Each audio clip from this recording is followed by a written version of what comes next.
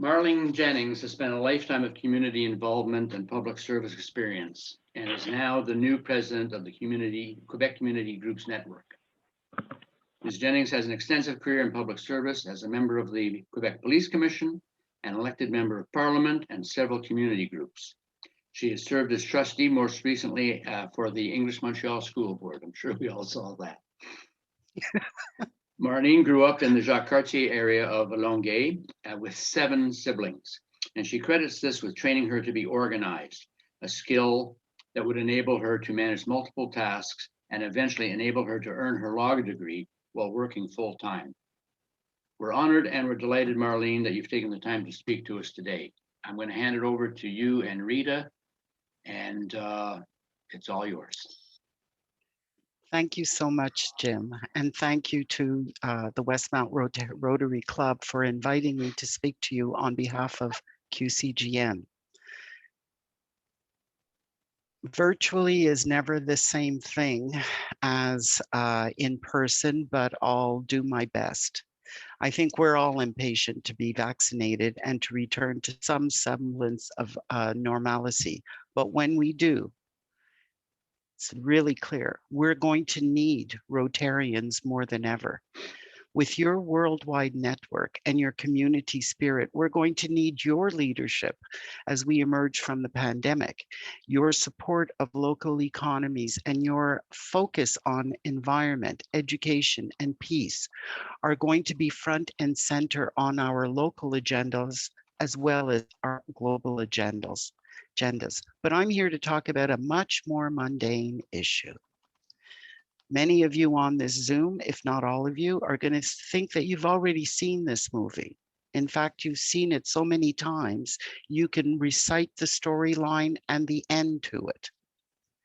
As the Gazette series last week made clear, and certainly ongoing coverage from TVA and the Journal de Montréal, language policies are going to be front and center yet again in the coming months. We know that Ottawa is proposing to change the Official Languages Act, and Quebec City, our Quebec government, is planning to table changes to Bill 101.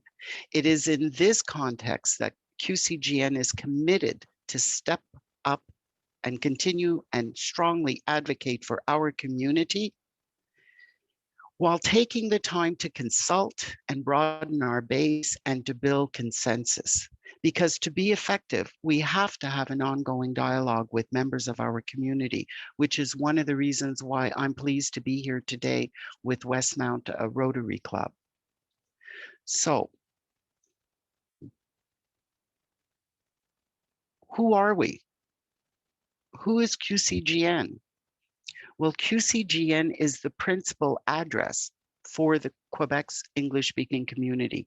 We are your voice in Ottawa and in Quebec City on issues of importance to all of us, all members of the English-speaking communities of Quebec. From access to healthcare, to education and justice, we're the ones who shamed the Legault government into providing information in English on COVID. It took us 2 months to do it, but we succeeded. We also formed Appel Quebec, along with a few other organizations, to fight the Quebec government's efforts to abolish our school boards, which we have as a result of our constitutional right to control and manage education under Section 23 of the Charter. And we're also, QCGN is also behind the efforts to ensure access to services in English in health and social services. What's our vision? Well, our vision is one where we take pride in our diversity, where we serve as an example, not just to Quebec, not just to the rest of Canada, but to the world as to how 2 linguistic communities can live together in harmony. And to be effective, we have to ensure that we understand the views and the needs of our community. With this in mind, last year, QCGN established a renewal committee, and part of the work of the renewal committee was to interview community leaders from across the province. What we heard from them has to a large extent guided us as we position QCGN as the leading advocate on behalf of our community. The findings of this interview process was really interesting, and I'll encourage you to read the full report. Rita will handle making sure that the full report gets to Jim so that he can then distribute it to anyone who wants it. But I do want to make a couple of underscore a couple of key points that surfaced from the interviews. First of all, our English-speaking community in Quebec has evolved. Today, it is really a community of communities, with the English language being the common thread, and that this change needs to be reflected in our leadership. Let me give you an example. We continue to hear the old myths about who is the English-speaking community of Quebec. And those myths and stereotypes are based on what our community was 50, 60, 70, 80 years ago, where it was overwhelmingly Anglo-Saxon. That's no longer the case, because we have a community that is welcoming of diversity.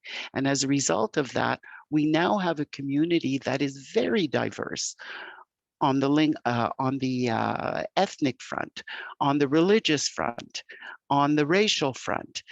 You name it, we've got it, and we embrace it.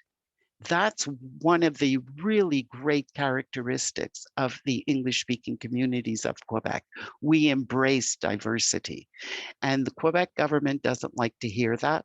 And unfortunately, the federal government, the government of Canada, doesn't seem to be as aware of that as they should be. So our community, as a result of our diversity, is concerned with a wide range of issues, ranging from access to health and social services, to controlling our school system, to jobs, to justice, you name it, it's a concern to our community. And the consensus coming from all of these interviews of community leaders is that to be effective, QCGN has to provide the leadership so that we speak with one voice. And this means listening and consulting with English-speaking Quebecers from across the province. And to circle back on this, it's particularly true when we enter the language debate. So if I come to the Government of Canada, it's interesting that in Prime Minister Trudeau's letter of mandate sent to Mélanie Joly, she is urged to pursue the protection of French in terms of access to services and employment. And she, in turn, has indicated that she will be tabling a white paper in the coming weeks. We actually believe it's going to happen probably next week. Our challenge is that she's being pressured from within federal Liberal caucus, from the opposition parties and the leaders of those opposition parties, and from the Quebec government to apply Bill 101 federally. And as I said, this position is supported by the Bloc, by the NDP, and the Conservatives.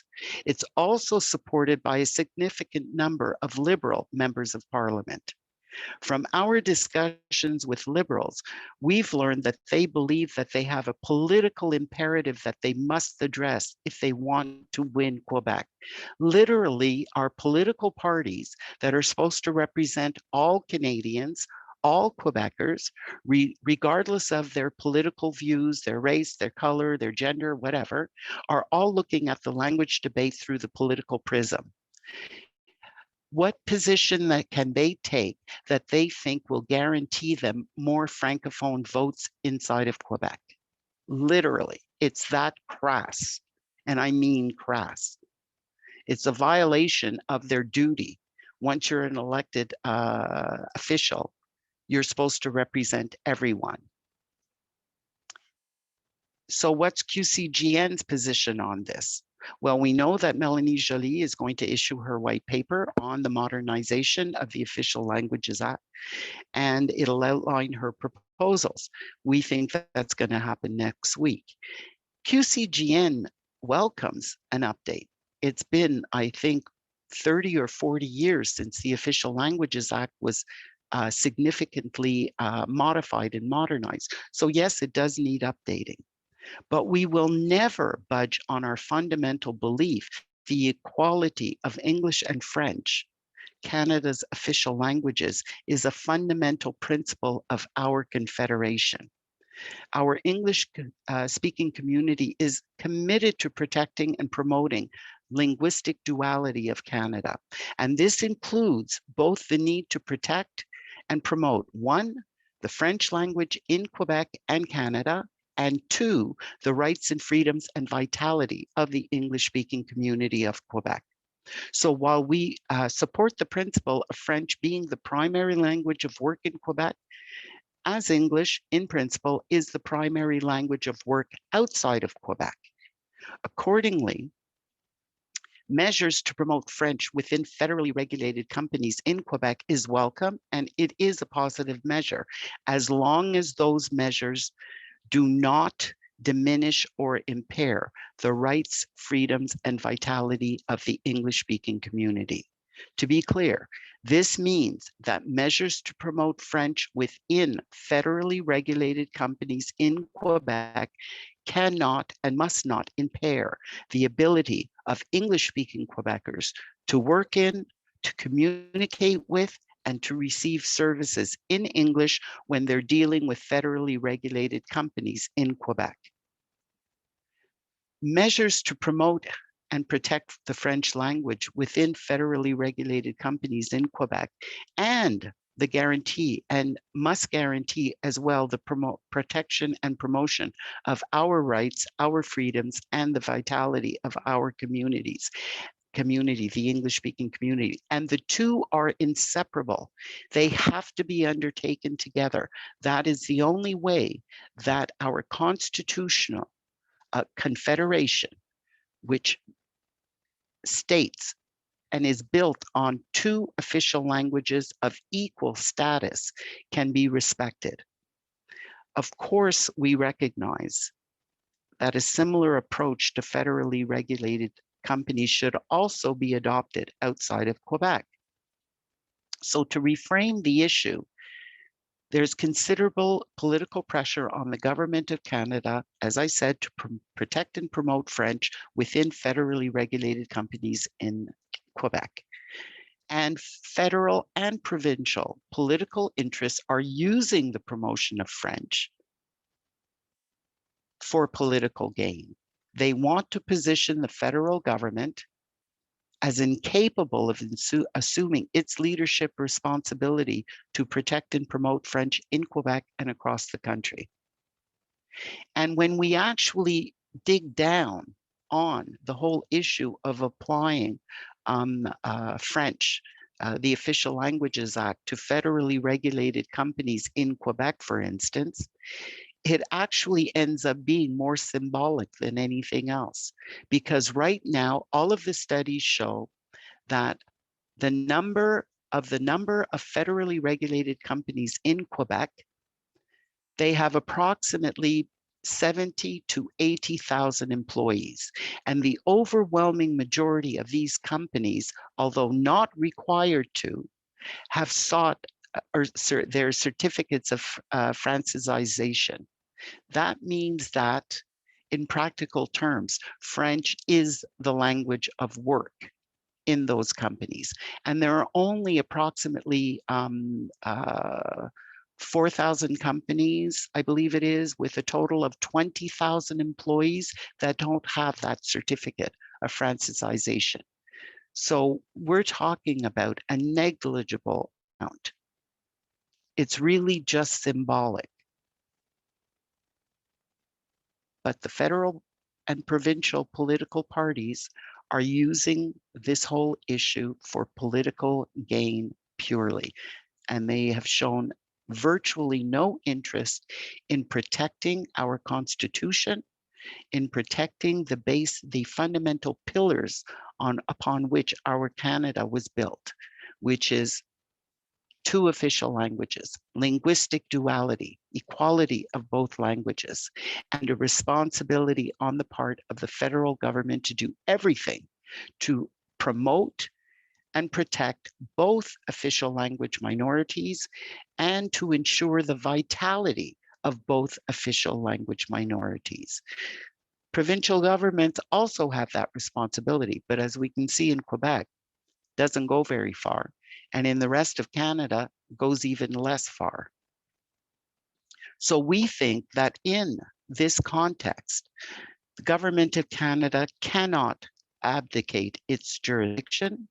And from a political perspective, it needs to reframe the debate, bring forward a comprehensive set of legislative, policy, and financial measures to substantially protect and promote the French language in Quebec and in the rest of Canada. It, yes, needs to be respectful of Quebec's jurisdiction, but consistent with its responsibilities to protect and promote the rights, freedoms, and vitality of the English-speaking community. From a legal perspective, we believe the Government of Canada needs to identify alternative legislative vehicles other than the Official Languages Act to protect and promote the French language within federally regulated companies in Quebec and to guarantee the protection and promotion of our rights, freedoms, and vitality. This doing so would maintain the quasi-constitutional vision of Canada's linguistic duality expressed in the Official Languages Act, while creating the possibility to seek an appropriate legislative avenue to promote French and guarantee protection and promotion of our rights, freedoms, and vitality.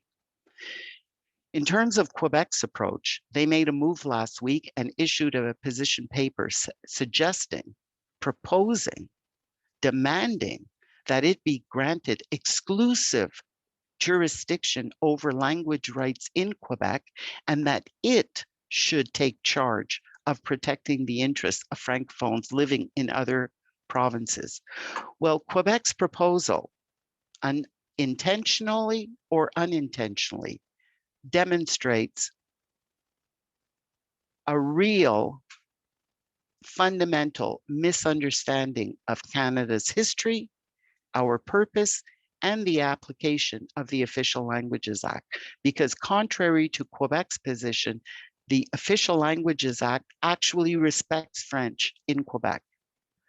And there's no scientific empirical evidence to show that the limited amount of access that the English-speaking community has to work in English, to receive services in English, has in any way weakened or diminished the vitality of the French language in Quebec, one.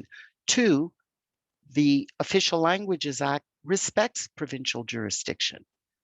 What the government of Quebec has proposed does not. And finally, the Official Languages Act in no way interferes with the rights to work in French in Quebec. So, Quebec's position is constitutionally problematic. It would actually require reopening our constitution. Does anybody here, you probably all do, remember Meech Lake? And remember what a bordel that became? Because every single government, provincial and territorial, came with its list, its grocery list of what it wanted changed or put into the act. And it all completely broke down, and the government of Canada was not able to amend the Constitution. Well, that would be, we'd be replaying the same movie with the same effect. But we'd have a lot of other players who would also be demanding their wish list to be put into the Constitution. So Quebec's proposal contains and poses an existential threat to official language rights of all Canadians, French and English. And if the Official Languages Act was ever deemed to apply asymmetrically in Quebec, nothing then would prevent other governments of the other provinces and territories from making similar demands. And the result would be a patchwork of linguistic policies across the country and would further put in danger our Francophone communities outside of Quebec. But I want to take it a step further. Our bet is that Quebec does, in fact, want to bring a constitutional amendment sometime in the not too distant future. I don't think it's far-fetched, neither does QCGN. And we need to be prepared for this, and we need to stand by our vision of Canada. It's about 3 months since I assumed the leadership of QCGN, and let me tell you, it's been a steep learning curve because we've been hit by major challenges on many different fronts, and this is probably the biggest challenge. So success depends on us, QCGN, earning your support day in and day out. We need you, and we want you to come on board and be part of this debate and part of this battle. Finally, we know that the Quebec government will be tabling legislation to amend the Charter of the French Language, or as we call it, Bill 101. We don't really know what he's going to propose. And we also know that the other provincial political parties will have a hard time to not support him in their scramble for French votes. So our best chance of moderating the proposals is the Quebec Liberal Party. It needs to maintain its base, which is us, while setting the path for its political rebirth. I don't know if it's going to achieve it, but one thing is clear: when the Provincial Liberal Party has remained true to its fundamental principles, which is that the government has a responsibility as the majority to protect and promote the rights of minorities within its territory and jurisdiction, and in particular, the English-speaking minority community of Quebec. When the Liberal Party of Quebec has stuck to that, that's when they've won votes amongst the Francophone majority, enough to form majority governments.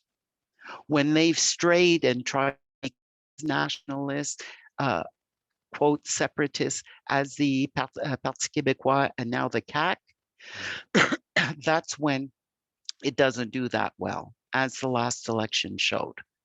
So we hope to convince them that they need to get back to their fundamental roots. We know that we have allies within the Provincial Liberal Party, but we need to reach out and get more allies. And finally, our position, the heart of our messaging is both to the Quebec government and to the federal government that the English-speaking communities of Quebec are part of the solution, and that promoting French, which we support, should not diminish our community. In conclusion, I wish to stress that QCGN intends to be fully engaged in the debate over the coming months. And we're following your advice by actively engaging with stakeholders and setting up lines of communications for the challenging debate that's to come. And we would welcome the support and active support of the Rotary Club and of all Rotarians. So if you have any questions, I'd be happy to try and answer them. Can't promise I'll have the answer, but I'll definitely have an opinion. That's my motto. Thank you. I know one of the first people that wants to ask you something is Sri Nair. So Sri, if you would care to unmute yourself, what have you got for us this week? Yeah, thank you. Thank you, Jim. Can you hear me now? Yes, no problem. Okay. Thank you, Jim. And thank you very much, Marlene, for a very open, I would say, hard-hitting speech. explaining your opinions.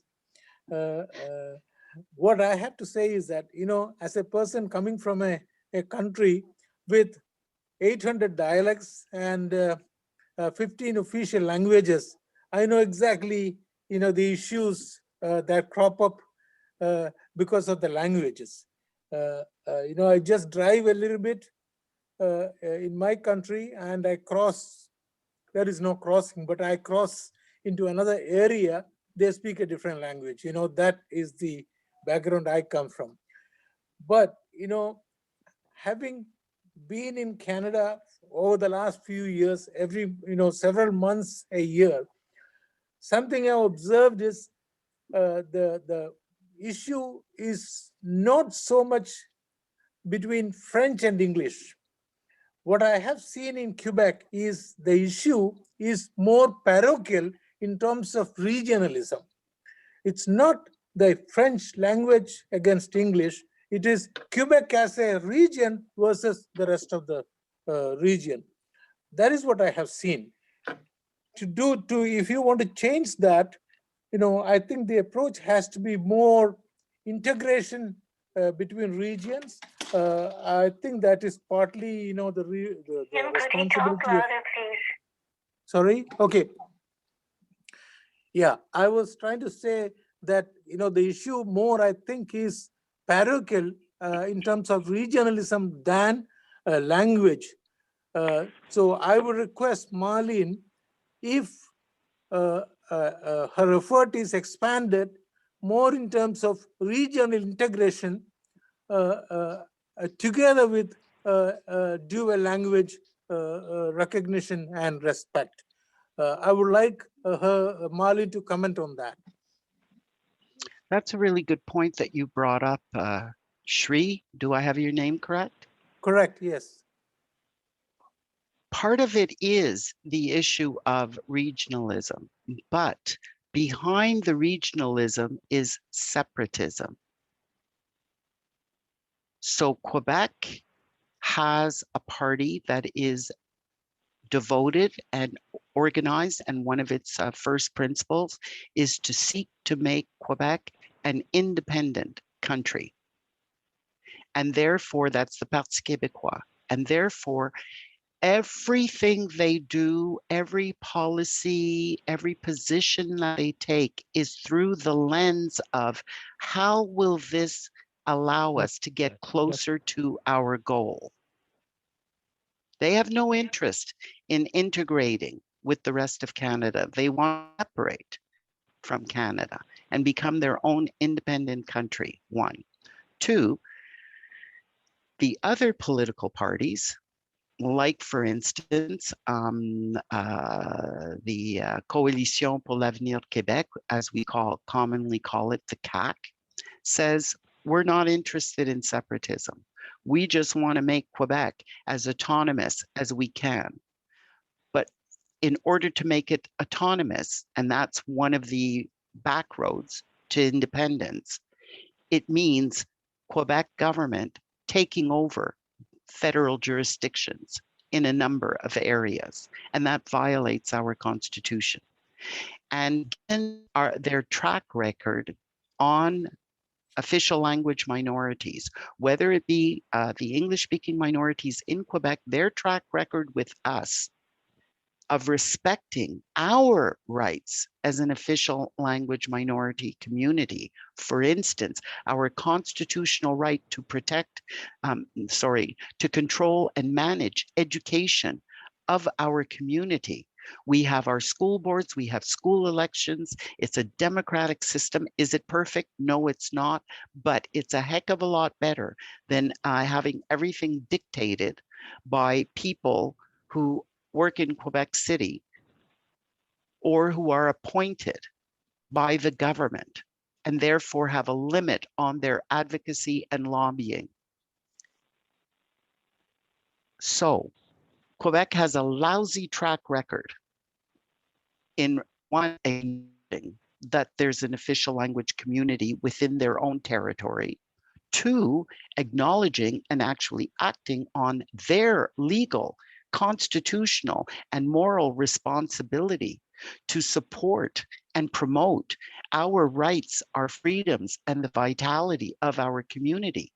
Everything that the provincial government has done, and this is under all different political parties, the Liberal Party of Quebec, the Parti Québécois, and now the CAQ, the CAP, has been to diminish our rights and to do it on the basis of stereotypes and myths that no longer exist.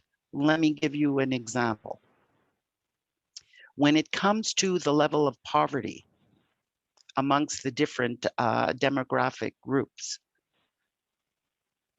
English-speaking Quebecers have a higher rate of poverty than does the Francophone majority. Our levels of poverty are similar to that of our Acadian counterparts in New Brunswick. Quebec government doesn't recognize that. If they did, they would be developing and working in partnership with us to develop policies and programs to help lift members of our community out of poverty.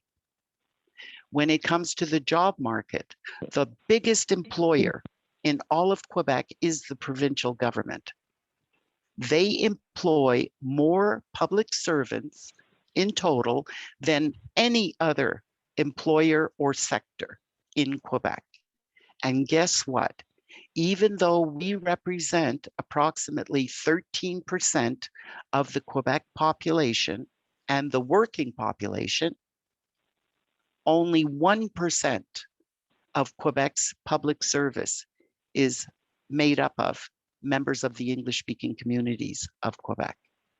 So our young people, for vitality, our community needs to raise our children, educate our children, and we do a damn good job, better than most of the French former school boards and now the school service centers, and then to keep them here so that they work here, they start families here, they raise their children here, and they contribute to our community and to all of Quebec.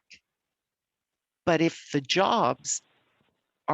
doors to the jobs are locked and barricaded against them, notwithstanding the fact that they're fluently bilingual, by the way, we have the most bilingual group of all of Canada when you talk between the ages of 18 and I believe it's 40.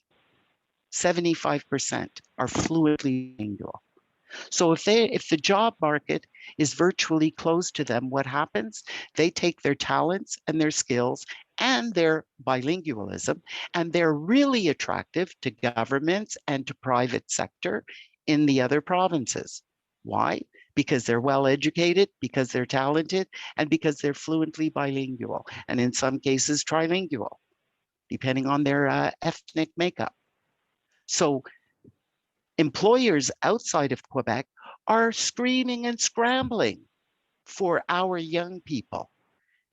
And here in Quebec, all of the doors are locked, barricaded, the curtains have been drawn so that we can't get into the house.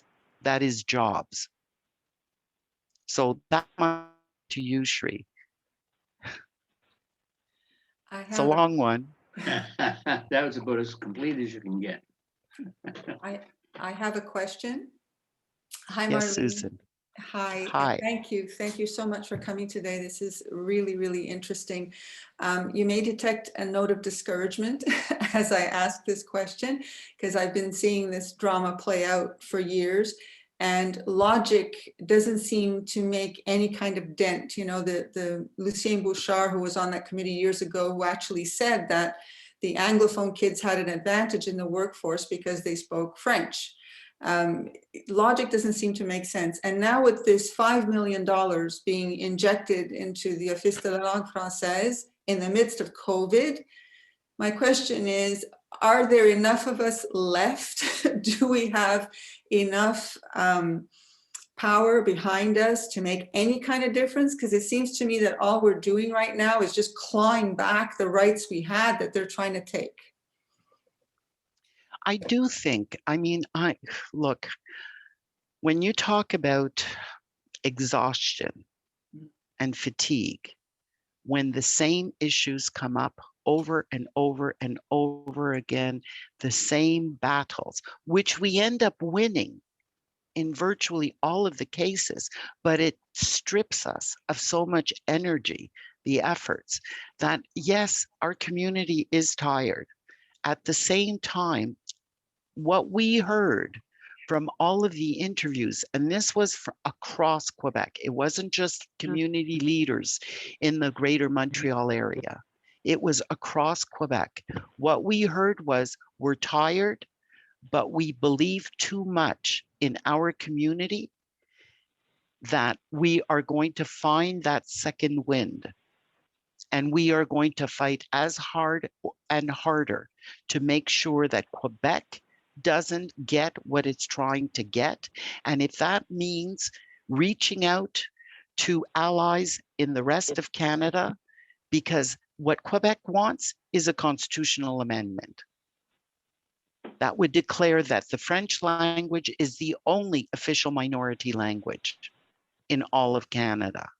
And our constitution is based on a confederation, which means then that many of our principles are based on territory, provinces. And if they're asking that we become a republic, that's basically it. A republic, it's a unitarian state. You literally have one level of government that dictates everything. And they want to be the one level of government to dictate everything on the language front. And if necessary, we will go and awaken the sleeping tiger, which is the English majority in the rest of Canada. It took almost 50 years to get the overwhelming majority of English Canada to accept Canada is a bilingual country. It has two official languages, English and French.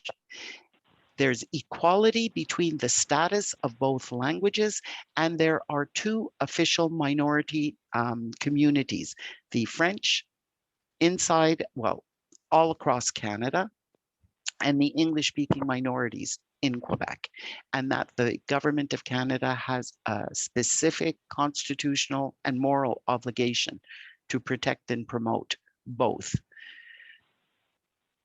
If we awaken the sleeping tiger, we manage to get a consensus where everybody now buys into two official languages, and they're not as virulent and opposing of French minority language rights in the rest of Canada. But if the sleeping tiger gets awakened, there's going to be a hell of a lot of collateral damage. It's going to be our constitution.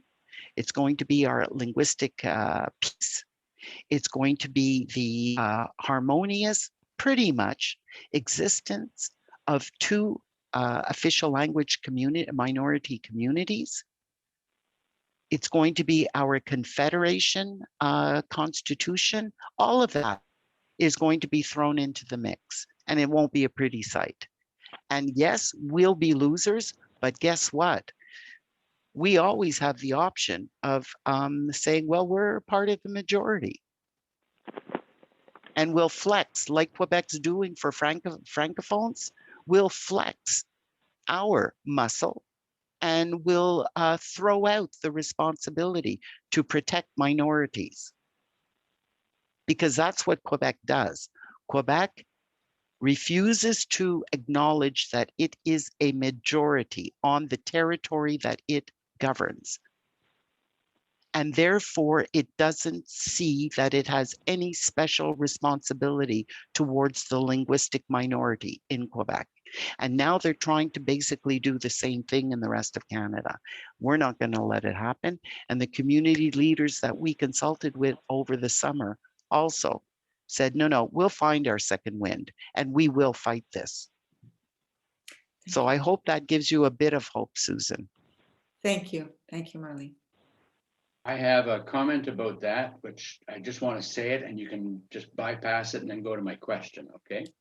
I would suggest that the government of Quebec is not interested in reopening the Constitution or changing the Constitution.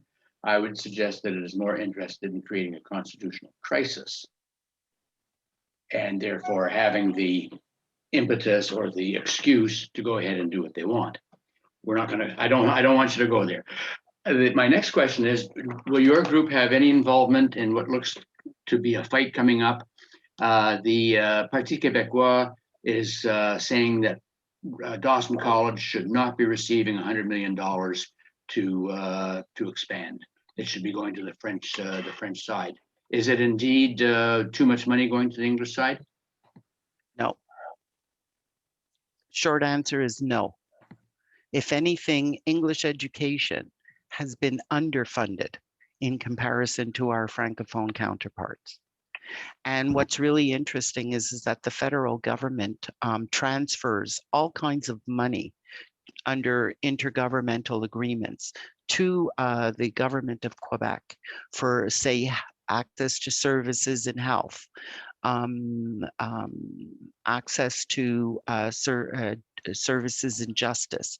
And Quebec never accounts publicly for how it actually spends and distributes the money. But we can tease out enough information to know that the amount of money that's transferred and the portion that should be coming directly or invested directly in our community, federal money transferred to the Quebec government that is then supposed to distribute and invest. The part that should be coming to us is much below, much smaller than what should be coming to us. So basically, and let me give you, yeah. So on the Dawson question, no, it's not too much money. The Quebec government, both under the CAQ and under the Liberal government, previous Liberal government, and under the PQ government before that, we're very aware that Dawson,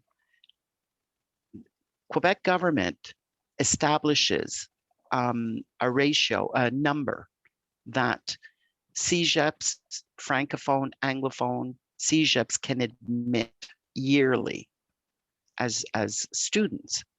And they're allowed to deviate from that by about, and that's by government policy, by about 15%.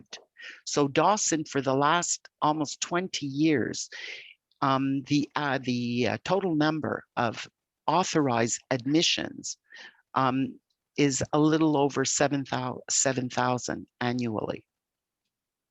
New admissions and the current, students who are already admitted and completing their degree or diploma. And because of the demand for Dawson, because of its excellence, it's always exceeded the total number, but it's been within the surplus that they're allowed. Their physical buildings have not been adequate to serve the number of students that they have and that they're legally authorized to have for at least the last 15 to 20 years. So they've been planning this expansion for at least 10 years. And the Quebec government, when it decided that it was going to fast track some infrastructure projects in education, but also in other sectors, looked at which projects could they actually fast track, because the planning was so far advanced that it would be easy to get the shovels in the dirt and get them up. And of course, Dawson, because it's been planned for over 10 years, was one of those projects.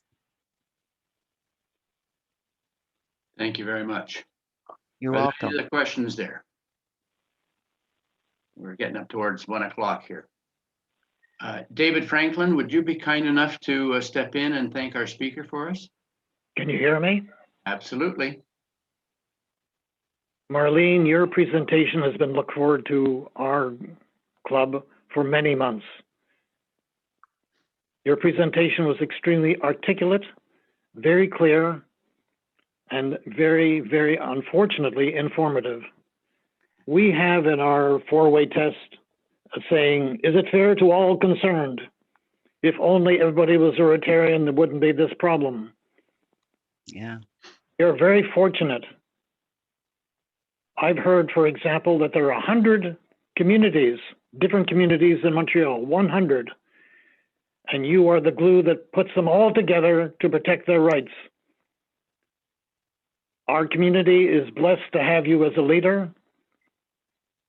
We know that you, it's not just you, us, have challenges that you have so clearly outlined. We don't wish you success only. We wish you all the support that we can possibly give you, because at stake is our families, our workplace, our children's future, indeed the future of Canada. A heavy burden is on your shoulders. We know you can meet this challenge. Thank you for coming to see us. Thank you so much.